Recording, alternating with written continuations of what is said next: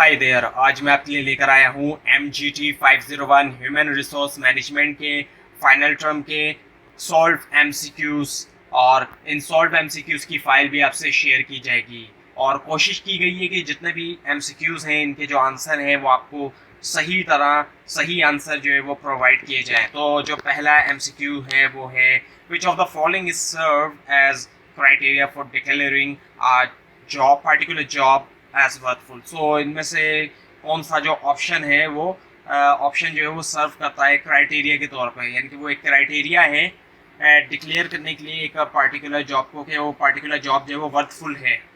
सो वो क्राइटेरिया जो है फिजिकल मोशन नहीं है, मेंटल स्ट्रेस भी नहीं है, ना लॉन्गिंग वर्क आवर्स है, वो है सिग्निफिकेंस ऑफ टास्क। उसके बाद है while developing laws management should be able to. So जब लॉज डेवलप किए जाए मैनेजमेंट क्या कर सके, करना उसको चाहिए या क्या कर सके। सो इम्प्लीमेंट लॉज बाय फोर्स, ये नहीं होना चाहिए कि फोर्स किसी लॉ को इम्प्लीमेंट किया जाए, मॉडिफाई इस पर रिक्वायरमेंट, ये भी नहीं डिफेंड द डिसीजन, बल्कि ईजिली कन्वे किया जाए एम्प्लॉयज़ के दरमियान। उनको जो लॉज हैं उनको वो ईजिली जो है वो कन्वे किया जाए एम्प्लॉयज़ के दरमियान। उसके बाद है part time workers, temporaries, independent contractor, all fall under which of the given category. So ये कुछ वर्कर्स की कैटेगरी बताई गई है जो फुल टाइम वर्कर नहीं होते हैं, पार्ट टाइम वर्कर्स होते हैं, टेम्परेरी होते हैं, इंडिपेंडेंट कॉन्ट्रैक्टर वगैरह। ये तमाम जो वर्कर्स होते हैं ये किस कैटेगरी के अंदर फॉल करते हैं, किस कैटेगरी के अंदर आते हैं। सो कंडीशनल वर्कर नहीं है, ये ट्रांजिटरी वर्कर्स नहीं है, इंटरिम वर्कर नहीं है, कंटिजेंट वर्कर्स। सो ये तमाम जितने भी वर्कर्स हैं जो फुल टाइम नहीं है, इस तरह के पार्ट टाइम है, टेम्परेरीज है, इंडिपेंडेंट कॉन्ट्रैक्टर है, सब तमाम जो है वो कंटिजेंट वर्कर्स में आते हैं। उसके बाद फिर under which managerial function manager ensure goal attainment. So कौन सा मैनेजरियल फंक्शन है, मैनेजमेंट फंक्शंस है, प्लानिंग, ऑर्गेनाइजिंग, लीडिंग, कंट्रोल, ये तमाम जो है वो मैनेजमेंट फंक्शन है। तो इनमें से कौन सा है under which managerial function manager ensures goal attainment. So goal attainment ensure करता है मैनेजर इनमें से कौन से फंक्शन के अंडर। सो ना प्लानिंग, ना ऑर्गेनाइजिंग, ना लीडिंग, बल्कि कंट्रोलिंग। उसके बाद है term interpersonal skills and human skills are useful. दो टर्म्स है, टर्मिनोलॉजीज है, इंटरपर्सनल स्किल्स और ह्यूमन स्किल्स। सो ये किन को कहा जाता है, किन के लिए यूज होता है, एक्चुअली किन लिए इस्तेमाल किया जाता है इन टर्म्स को। टू डिफरेंट स्किल्स, दो मुख्तलिफ स्किल्स के लिए, या फिर डिफरेंट मैनेजरियल स्किल्स या ऑपरेशन स्किल्स, या फिर सेम मैनेजरियल स्किल्स के लिए। उसके बाद है entrepreneur are set to perform the, इनके परफॉर्म क्या करें वो entrepreneur, informational role, interpersonal role, supportive role या फिर डिसीजनल रोल। सो यहाँ पे है डिसीजनल रोल। उसके बाद है Gausia builder is a construction company. Gausia builder जो है एक कंस्ट्रक्शन कंपनी है जो construct official and residential building, दोनों तरह की बिल्डिंग बनाती है, ऑफिशियल भी और रेजिडेंशियल भी। And you are appointed to evaluate the performance of its employ. आपको अपॉइंट किया गया है कि आप इवेल्युएट करें, परफॉर्मेंस को जज करें उसके जो एम्प्लॉय हैं। So what method you will select for their evaluation. So आप कौन सा मेथड जो वो सेलेक्ट करेंगे उनकी इवैल्यूएशन के लिए। सो यहाँ पर मेथड्स हैं जिसमें प्रोजेक्ट बेस्ड मेथड है, फोकल पॉइंट मेथड है, एनिवर्सरी मेथड है और बेस टाइमिंग मेथड है। तो यहाँ पे जो मेथड इस्तेमाल होगा ये प्रोजेक्ट बेस्ड मेथड इस्तेमाल होगा, क्योंकि ये कंस्ट्रक्शन कंपनी है तो ये कंस्ट्रक्ट करती है और कंस्ट्रक्शन कंपनी है तो इनके प्रोजेक्ट्स होते हैं। सो प्रोजेक्ट बेस्ड मेथड यहाँ पर इस्तेमाल होगा। उसके बाद है majority of accidents at work place occur due to which of the given reason. So majority जो एक्सीडेंट होते हैं, ज़्यादातर एक्सीडेंट, तमाम एक्सीडेंट्स की बात नहीं हो रही, तो ज़्यादातर जो एक्सीडेंट होते हैं वर्क प्लेस पे जहाँ पे काम होता है, ऑफिस वगैरह में या कंपनीज वगैरह में, फैक्ट्रीज वगैरह में, ऑर्गेनाइजेशन में, कहीं भी। सो वो ज़्यादातर जो एक्सीडेंट्स होते हैं वो ज़्यादातर किस वजह से होते हैं, तो जो वजूहत बताई जानी, टॉक्सिक इन्वायरमेंट, इसकी वजह से भी कुछ एक्सीडेंट होते हैं। इसके अलावा एम्प्लॉय नेग्लिजेंस, अनसेफ इक्विपमेंट, इससे भी एक्सीडेंट हो सकता है, पुअर वेंटिलेशन, इससे भी हो सकता है। लेकिन जो मेजॉरिटी है एक्सीडेंट की वो है एम्प्लॉय नेग्लिजेंस। उसके बाद है फिर the best way of reducing the problems of leniency और strictness in performance appraisal is to. So जो बेहतर तरीका है रिड्यूस करने का जो प्रॉब्लम है लीनियंसी की या फिर स्ट्रिक्टनेस की, परफॉर्मेंस अप्रेजल के अंदर। सो वो क्या है?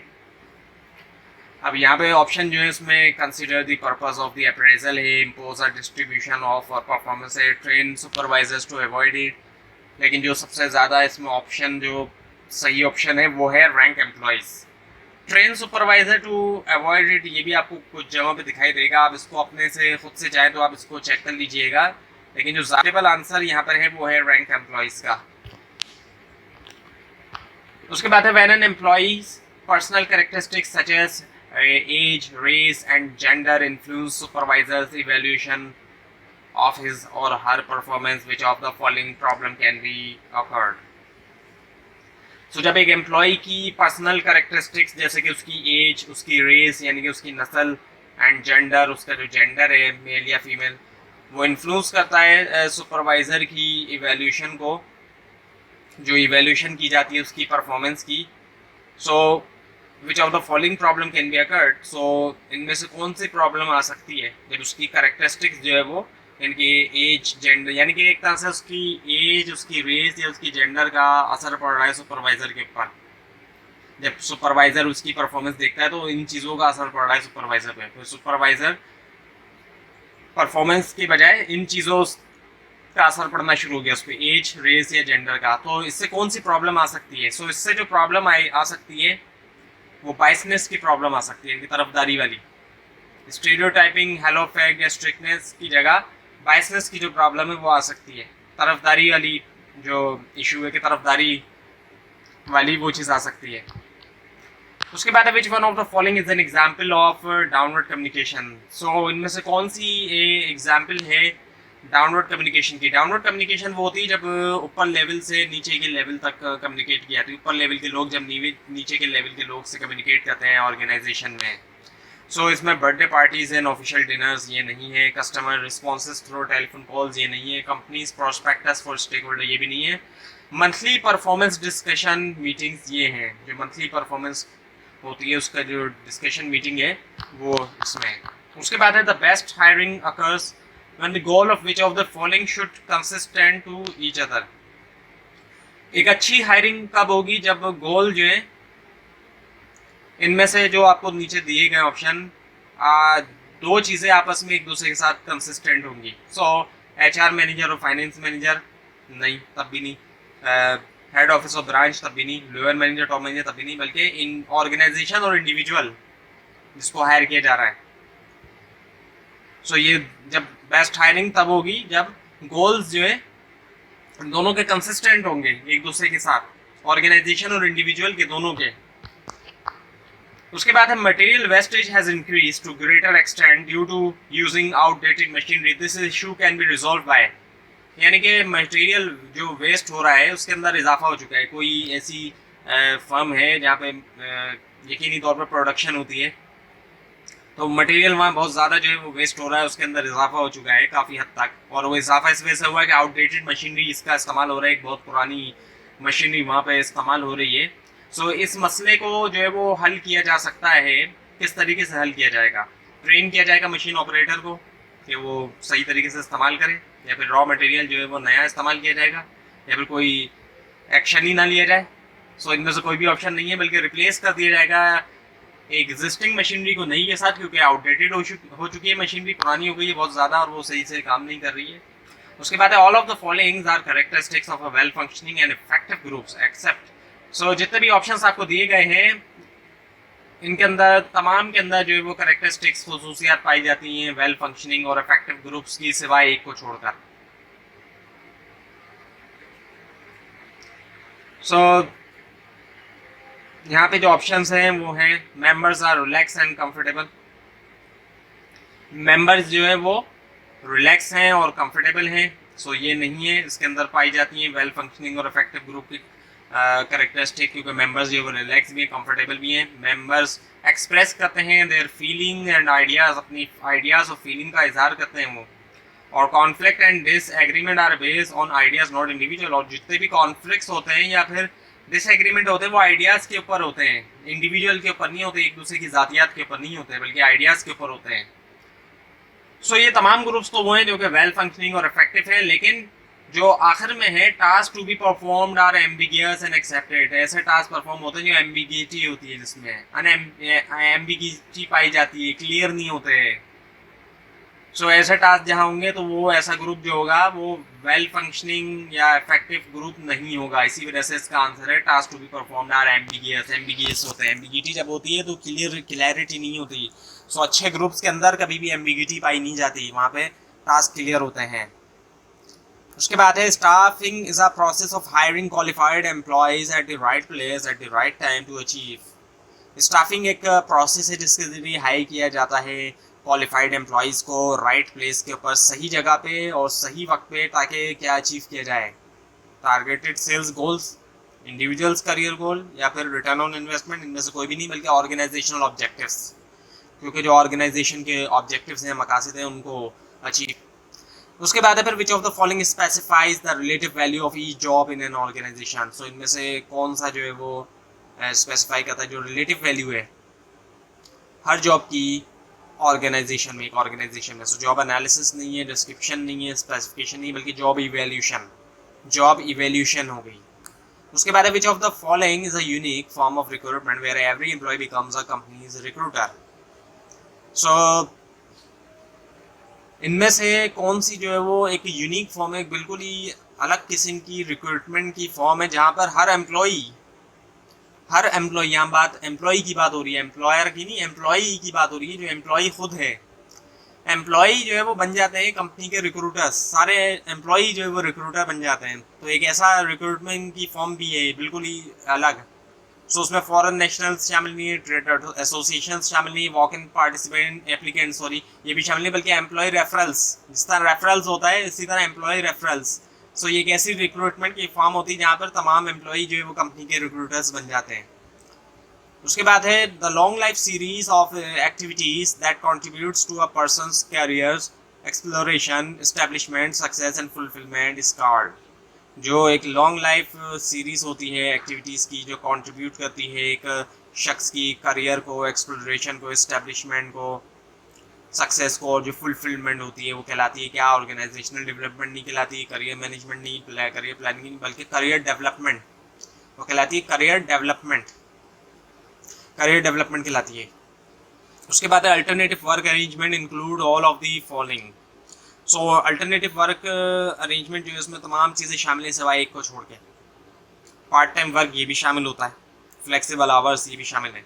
पार्ट टाइम वर्क भी एक वर्क है, फ्लेक्सिबल आवर्स भी वर्क के अंदर फ्लेक्सिबल आवर्स भी होते हैं कि 9 to 5 की जगह कोई दूसरा आवर्स रख ली जाए। जॉब शेयरिंग, मिल के जॉब को शेयर कर लिया जाए, इनकी एक जॉब जो एक शख्स कर रहा था वो 2 लोग कर लें, ऐसा भी हो सकता है।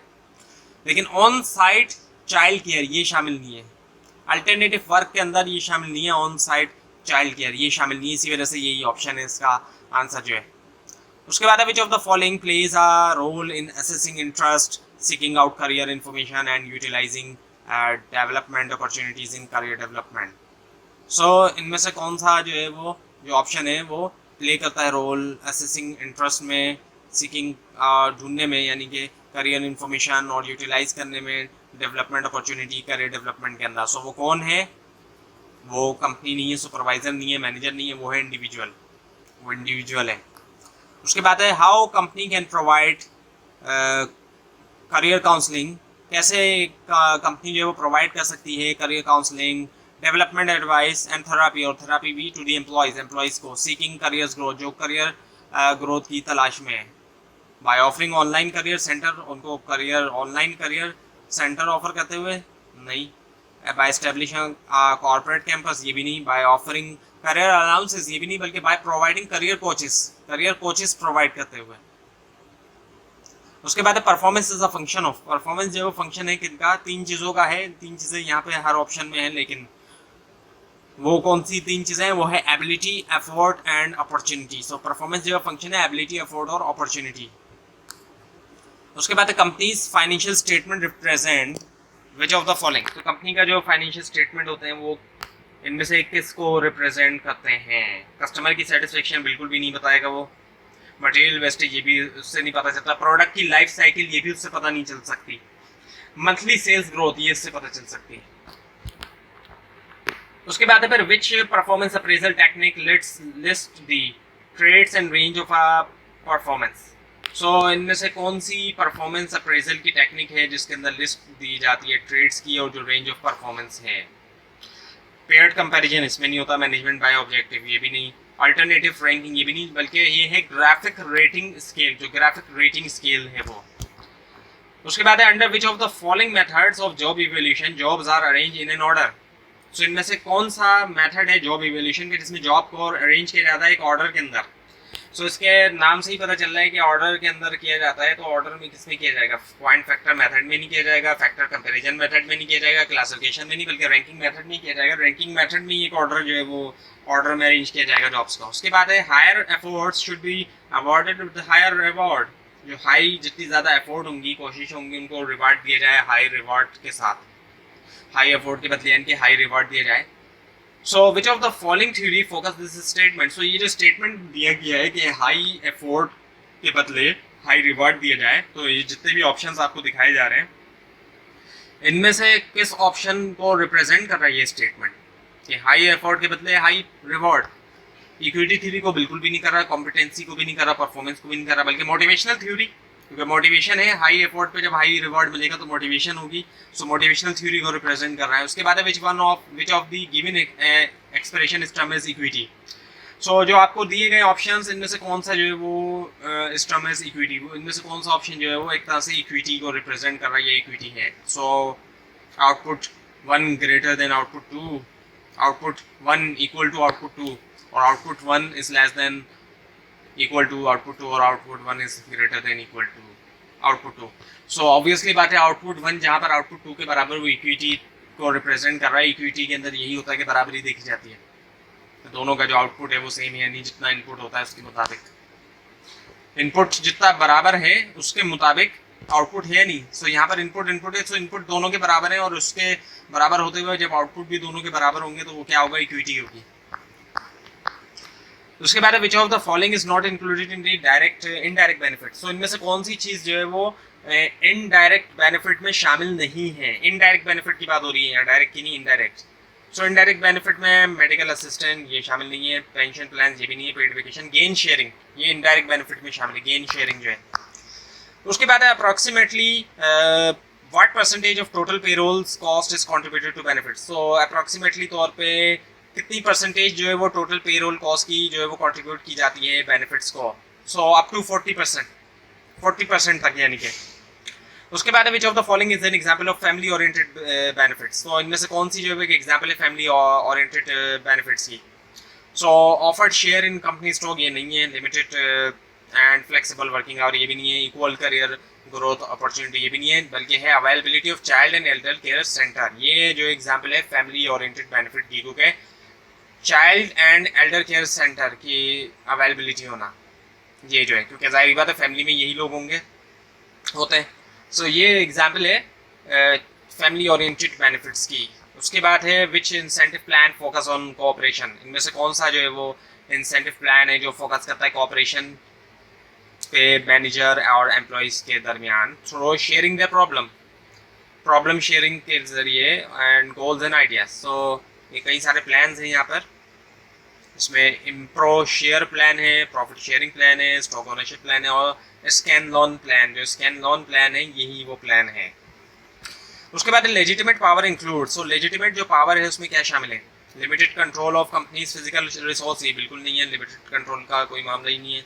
Ability to only punish employ, सिर्फ पनिश करना एम्प्लॉय को ये भी नहीं है, और limited ability to reward employ, limited ability होना एम्प्लॉय को रिवार्ड करने की ये भी नहीं है, बल्कि इसका आंसर है acceptance of authority by organizational member. जो अथॉरिटी है उसको एक्सेप्ट करना, ऑर्गेनाइजेशनल मेंबर का अथॉरिटी को एक्सेप्ट करना, ये है लेजिटिमेट पावर की के अंदर शामिल। उसके बाद है according to which of the following view conflict is bad and should be avoided. यानी इनमें से कौन सा व्यू ये कहता है कि कॉन्फ्लिक्ट बुरा ही होता है और उसको अवॉइड करना चाहिए, उससे बचना चाहिए सॉरी। सो कॉन्फ्लिक्ट हमेशा बुरा तो नहीं होता, लेकिन एक व्यू ऐसा है जो ये कहता है कि कॉन्फ्लिक्ट बुरा ही होता है और उससे बचना चाहिए। So behaviour view, human relation view, interactionist view ये व्यू नहीं कहते। ट्रेडिशनल व्यू ये कहता है कि कॉन्फ्लिक्ट बुरा है और उससे बचना चाहिए।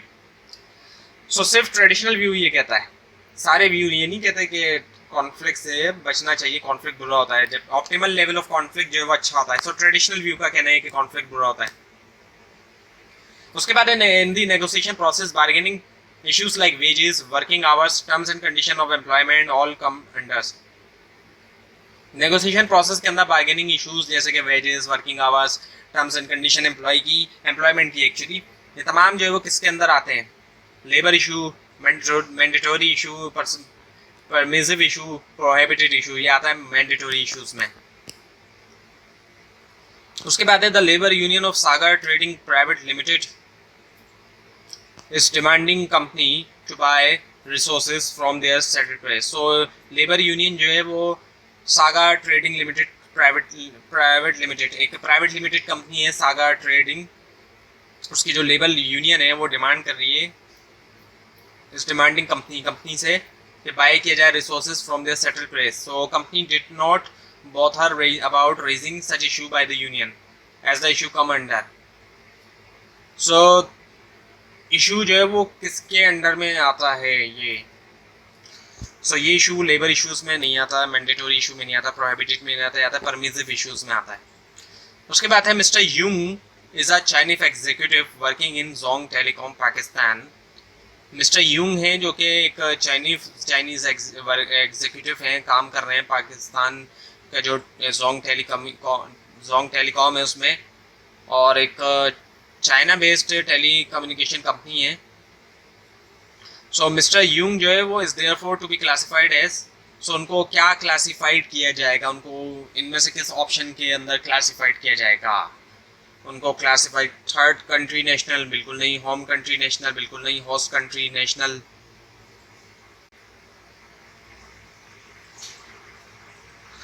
इनको क्लासिफाई किया जाएगा एक्सपैट्रिएट के तौर पे। सो एक्सपैट्रिएट जो होते हैं ये वो लोग होते हैं जो अपने कंट्री की जगह किसी दूसरे कंट्री में होते हैं, उनको एक्सपैट्रिएट कहा जाता है। उसके बाद फिर leadership will mostly be consider fail if. So leadership जो है वो मोस्टली जो है वो कंसिडर की जाएगी फेल अगर leaders are appointed by top management, तब भी नहीं होगा। Leaders established high goal to be achieve, तभी नहीं। Leaders also plays the role of the manager in organization, नहीं, बल्कि followers stop sharing their ideas with the leader. जब followers जो है वो स्टॉप कर देंगे शेयर करना अपने आइडियाज को लीडर के साथ। उसके बाद which of the following is a part of non financial compensation. So इनमें से कौन सा जो है वो हिस्सा है नॉन फाइनेंशियल कॉम्पनसेशन? अब नॉन फाइनेंशियल की बात हो रही है तो सिंपल वर्ड में कहा जाए वो जहाँ पर पैसे के बदले किसी और तरीके से कंपोजिशन दिया जा रहा हो। सो मंथली कमीशन ये भी इसमें नहीं है, स्टॉक ऑप्शन ये भी नहीं है, मेडिकल अलाउंस ये भी नहीं है, क्योंकि तमाम चीज़ें जो है वो फाइनेंस से रिलेटेड हैं। एम्प्लॉय ऑटोनॉमी जो है ये है, इसमें कोई फाइनेंस वाली चीज़ नहीं है। उसके बाद which of the following does not signify the usefulness of conflict. So इसमें से कौन सी ऑप्शन है जो सिग्निफाई नहीं करता जो कॉन्फ्लिक्ट की यूजफुलनेस है? So it brings life and creativity. अब ये अगर हम देखें तो ये यूजफुलनेस है कॉन्फ्लिक्ट की, इससे लाइफ और क्रिएटिविटी आती है। और इट प्रोमोट गोल अचीवमेंट, ये गोल अचीवमेंट को प्रोमोट करता है। और it promote change in synergy, ये चेंज को सिनर्जी को भी प्रोमोट करता है। लेकिन इट एनकरेजेस ऑर्गेनाइजेशनल पॉलिटिक्स। सो ये यूजफुलनेस नहीं है कॉन्फ्लिक्ट की, इसी वजह से ये ऑप्शन यहाँ पर है, क्योंकि विच of the following does not signify, इनमें से कौन सा ऑप्शन जो है वो सिग्निफाई नहीं करता जो यूजफुलनेस है, यानी कि यूजफुलनेस के बारे में नहीं बताता इनमें से कौन सा ऑप्शन जो है वो कॉन्फ्लिक्ट है। सो ऑर्गेनाइजेशनल पॉलिटिक्स जहाँ पे होगी तो वो कोई यूजफुल चीज़ तो नहीं है। उसके बाद है one of the common disadvantage of using expatriate. Expatriate फिर आ गया यहाँ पर to fill foreign subsidiary management position is that.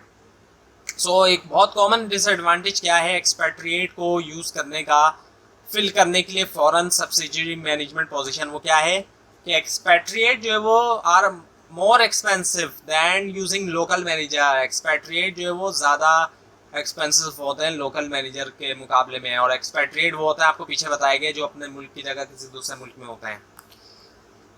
तो ये हुआ आज का लेसन, आज की वीडियो, जिसके अंदर आपको MCQs करवाए गए MGT 501 ह्यूमन रिसोर्स मैनेजमेंट के। आपको अगर इसमें कोई मिस्टेक भी दिखाई दे उसके लिए आप नीचे कमेंट कीजिए, और ये फाइल आप नीचे डिस्क्रिप्शन बॉक्स में दिए गए लिंक से हासिल कर सकते हैं। लेकिन अगर आपको लिंक न मिले उसके लिए आप नीचे कमेंट कीजिए, और इस तरह की मज़ीद वीडियोस के लिए इस चैनल को सब्सक्राइब कीजिए, बेल आइकन के ऊपर क्लिक कीजिए।